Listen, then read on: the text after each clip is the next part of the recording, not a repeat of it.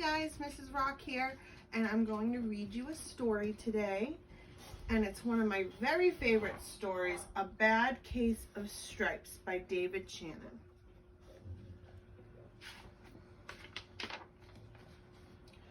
Camilla Cream loved lima beans, but she never ate them. All of her friends hated lima beans, and she wanted to fit in. Camilla was always worried about what other people thought of her. Today she was fretting even more than usual. It was the first day of school, and she couldn't decide what to wear. There were so many people to impress. She tried on 42 outfits, but none seemed quite right. She put on a pretty red dress and looked in the mirror. Then she screamed.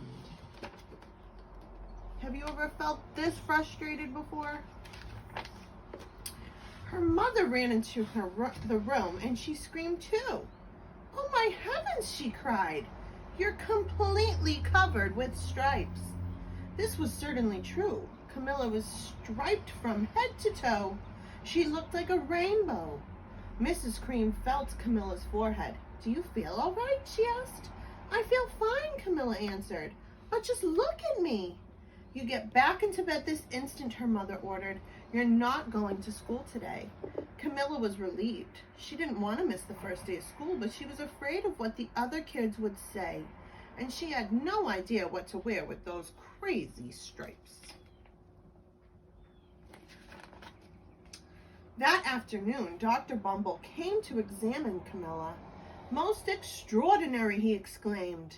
"I've never seen anything like it. Are you having any coughing, sneezing, runny nose, aches, pains, chills, hot flashes, dizziness, drowsiness, shortness of breath, or uncontrollable twitching?" "No," Camilla told him. "I feel fine." "Well then," Dr. Bumble said, turning to Mrs. Cream, "I don't see any reason why she shouldn't go to school tomorrow. Here's some ointment that should help clear up those stripes in a few days. If it doesn't, you know where to reach me." And off he went. Would you guys want to go to school looking like this? The next day was a disaster. Everyone at school laughed at Camilla. They called her Camilla Crayon and Night of the Living Lollipop.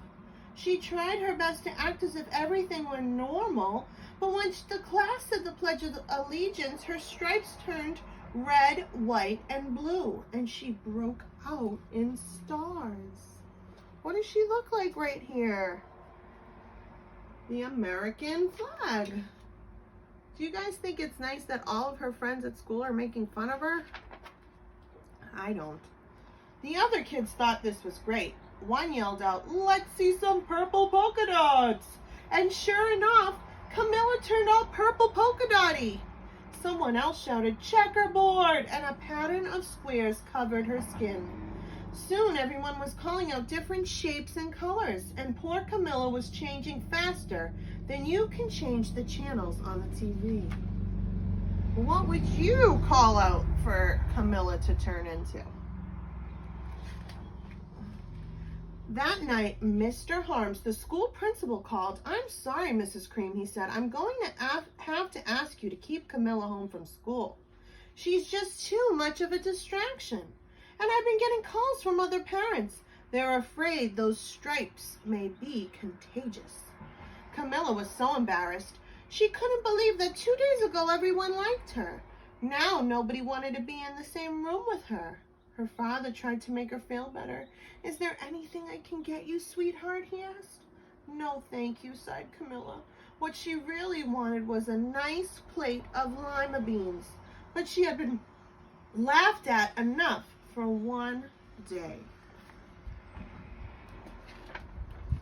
Well, yes, I see," Dr. Bumble mumbled when Mr. Cream phoned the next day. "I think I'd better bring the specialists. We'll be right over." About an hour later, Dr. Bumble arrived with 4 people in long white coats. He introduced them to the Creams. "This is Dr. Grope, Dr. Sponge, Dr. Cricket, and Dr. Young." Then the specialists went to work on Camilla. They squeezed and jabbed her, tapped and tested. It was very uncomfortable.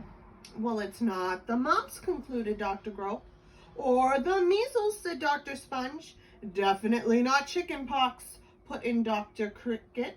Or sunburn, said Dr. Young. Try these, said the specialist. They each handed her a bottle filled with different colored pills. Take one of each before bed, said Dr. Grupp. Then they filed out the front door, followed by Dr. Bumble. Doesn't seem like the doctors know what's going on either. That night, Camilla took her medicine. It was awful. When she woke up the next morning, she did feel different. But when she got dressed, her clothes didn't fit right. She looked in the mirror, and there, staring back at her, was a giant multicolored pill with her face on it. Oh no, the stripes are gone, and now she looks like a pill. Dr. Bumble rushed over as soon as Mrs. Cream called. But this time, instead of specialists, he brought the experts.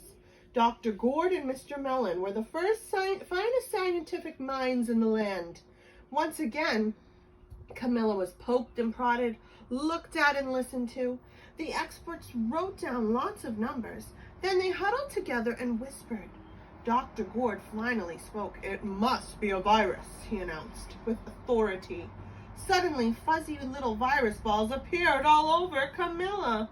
Or possibly some form of bacteria, said Mr. Mellon, and out popped squiggly little bacteria tails. Or could it be a fungus? Added Dr. Gourd. Instantly, Camilla was covered with different colored fungus blotches. The experts looked at Camilla, then at each other. We need to go over these numbers again. Back at the lab, Dr. Gourd explained. We'll call you when we know something. But the experts didn't have a clue, much less a care. By now, the TV news had found out about Camilla. Reporters from every channel were outside her house telling the story of the bizarre case of the incredible changing kid. Soon, a huge crowd was cramped out on the front lawn. Would you guys like this much attention? News people on your lawn? The Creams were swamped with all kinds of remedies from psychologists, allergists, herbalists, nutritionists, psychics, an old medicine man, a guru, and even a veterinarian. Each so-called cure only added to poor Camilla's strange appearance, until it was hard to even recognize her. She sprouted roots and berries and crystals and feathers and a long furry tail, but nothing worked. Look at Camilla here. She's completely unrecognizable. One day, a woman who called herself an environmental therapist claimed she could cure Camilla. Close your eyes, she said. Breathe deeply and become one with your room. I wish you hadn't said that, Camilla groaned slowly. She started to melt into the walls of her room, and her bed became her mouth, her nose was her dresser, and 2 paintings were her eyes. The therapist screamed and ran from the house. What are we going to do? Cried Mrs. Cream. It just keeps getting worse and worse. She began to sob. At that moment, Mr. Cream heard a quiet little knock at the front door. He opened it, and there stood an old woman who was just a plump, sweet little strawberry old woman. Excuse me, she said brightly, but I think I may help. What do you think? Do you think this little old lady can help? She went into Camilla's room and looked around. My goodness, she said with a shake of her head. What we have here is a bad case of stripes. One of the worst I've ever seen. She pulled a container of small green beans from her bag. Here, she said, these might do the trick. Are those magic beans? Said Mrs. Cream. Oh my, no, replied the kind old woman. There's no such thing. They're just plain old lima beans. I'll bet you'd like some, wouldn't you? She asked Camilla. Camilla wanted a big heaping plate full of lima beans more than just about anything, but she was afraid to admit it. Yuck, she said. No one likes lima beans, especially me. Oh dear, the old woman said sadly. I guess I was wrong about you. She put the beans back in her bag and started toward the door. Camilla watched the old woman walk away. Those beans would taste so good.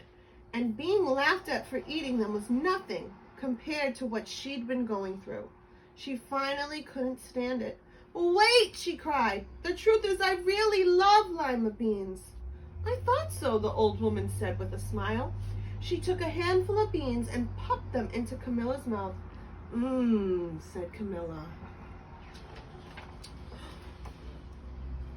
Suddenly, the branches, feathers, and squiggly tails began to disappear. Then the whole room swirled around. When it stopped, there stood Camilla, and everything was back to normal. "I'm cured," she shouted.